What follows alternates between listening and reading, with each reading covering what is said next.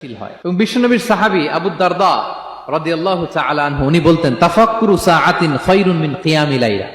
1 ঘন্টা কেউ যদি আল্লাহর সৃষ্টি নিয়ে চিন্তা করে সেটা সারা রাত তাহাজ্জুদের সালাত পার করার চেয়ে উত্তম।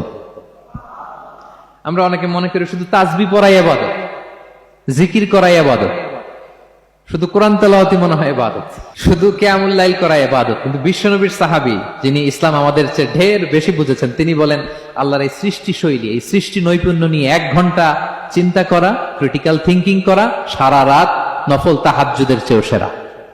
এবার বলেন আমাদের চিন্তা করার দরকার আছে না নাই? ব্রেনটা খাটাবেন তো। এই যে যারা কনভার্টেড মুসলিম হয় এরা কিন্তু অনেক চিন্তা ফিকির করে, নিজের সাথে নিজে বোঝাপড়া করে, ক্রিটিক্যাল থিঙ্কিং করে, তাদের অ্যানালজি কাজে লাগিয়ে, আল্লাহর দেয়া ব্রেনকে কাজে লাগিয়ে এরপরে শাহাদা পাঠ করে, এমনি এমনি না।